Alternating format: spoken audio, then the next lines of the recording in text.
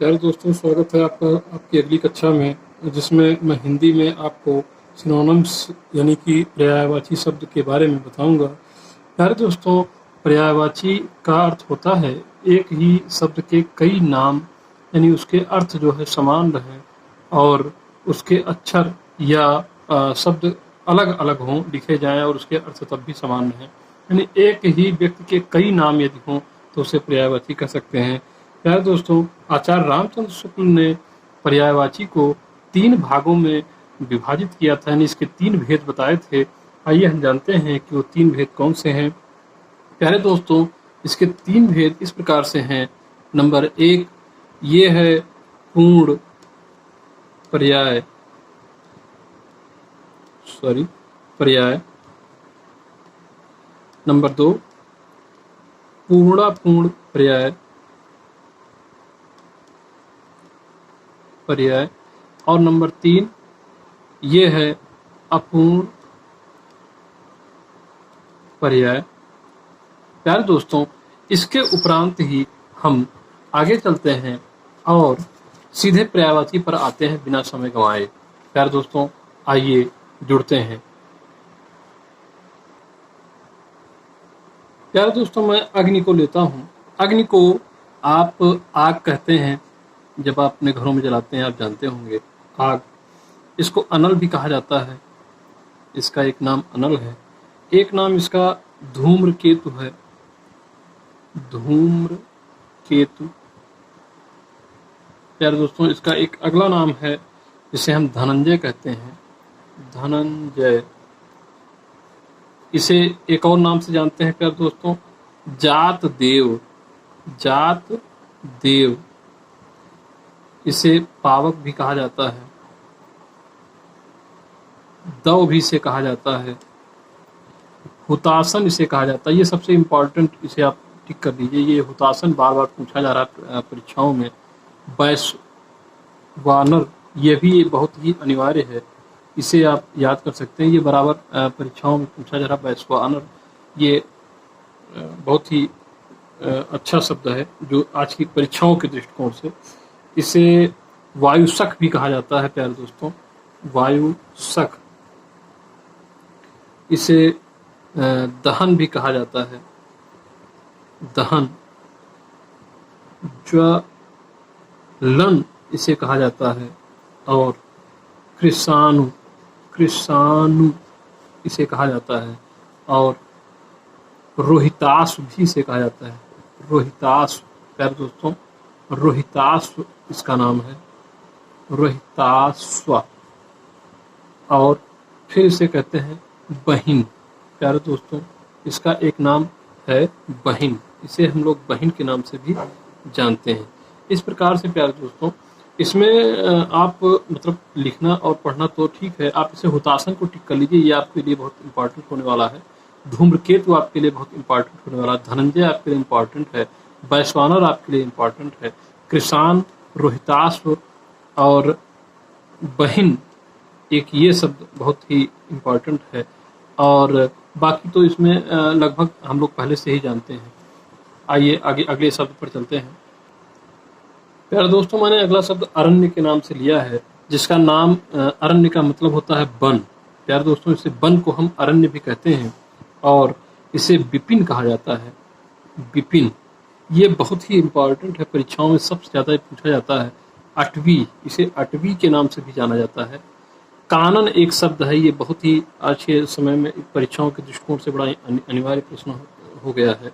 और ये जंगल, जंगल तो बहुत साधारण सी बात है, हम लोग इसे जंगल कहते हैं। अगला प्यारे दोस्तों लेते हैं अचला। एक शब्द है अचला। आप जानते होंगे, इसको आपने याद किया होगा तो पहले से ही जो है वसुधा, धरा, वसुंधरा और धरती, धरणी, जननी, ऐसे करके इसके अच्छे जो है नामों के बारे में आप जानते होंगे। यार दोस्तों, मैं इसको आपको बता दूं कि इसमें जो आज के समय में इम्पॉर्टेंट है, जैसे अचला को आप कुछ भी कहते हैं तो इम्पॉर्टेंट ही है, लेकिन क्षिति से कहा जाता है, ये बहुत इम्पॉर्टेंट है, क्षिति। इसके बाद में फिर अगला शब्द है धरा। आप जानते होंगे, लेकिन तब भी मैं इसको आप लिख दे रहा हूँ, वसुंधरा। मैं आपको कोई अलग से एक्स्ट्रा कोई चीज़ नहीं बता रहा हूँ प्यारे दोस्तों, बस इसमें जो इम्पोर्टेंट है वो मैं आपको कुछ के बताने का प्रयास कर रहा हूँ। वसुधा, और फिर इसे धरती के नाम से भी जानते हैं, वो तो आप जानते ही हैं प्यारे दोस्तों। इसके बाद एक शब्द है अमृत, आपने देखा होगा अमृत। तो प्यारे दोस्तों, अमृत को सुधा भी कहा जाता है। सुधा मतलब होता है अमृत। और एक इसका नाम है जो बहुत ही इम्पोर्टेंट तरीके से बन सकता है प्यारे दोस्तों, उसे हम पीयूष कहते हैं। पीयूष, पीयूष, सॉरी पीयूष होगा, ये यूष ही है, सही लिखा है, उच्चारण में मुझसे मिस्टेक हो गया। और इसे अमीय कहते हैं, अमीय, अमीय। और इसे अमी भी कहा जाता है, अमी, अमी, मात्रा बड़ी की मात्रा। और इसे सोम भी कहा जाता है। तो ये सोम जो शब्द है यही सबसे ज़्यादा इम्पोर्टेंट इसमें, और ये पीयूष माना जा सकता है। अमीय भी है, लेकिन ये सोम और पीयूष, क्योंकि सोम इसलिए प्यारे दोस्तों क्योंकि इसे अधिकतम लोग ये समझते हैं कि ये दारू और शराब का जो नाम है वो सोम है। सोमरस आपने सुना होगा। आगे आ जाइए, अश्व। एक अश्व जो है शब्द है, अश्व माने आप जानते हैं क्या होता है, अश्व माने होता है घोड़ा। और इसका आपने पढ़ा होगा, याद किया होगा, बचपन में ही याद किया होगा, है बाज, तुरंग, घोटक, घोड़ा और रवसुत, सैंधो। तो इसमें जो सबसे इम्पोर्टेंट है वो है बाज। और एक शब्द है घोटक, ये बहुत ज़्यादा पूछा जाने वाला शब्द है, घोटक। इसे एक सैंधो, सैंधो जो है ये इम्पोर्टेंट शब्द है, सैंधो। और रविसुत, रविसुत मतलब इम्पोर्टेंट उतना नहीं है। रविसुत माने होता है जो है, रवि माने सूर्य, सुत माने पुत्र। और घोटक हो गया। एक शब्द देखिए तुरंग, तुरंग ये इम्पोर्टेंट शब्द है प्यारे दोस्तों, ये आप ले लीजिए।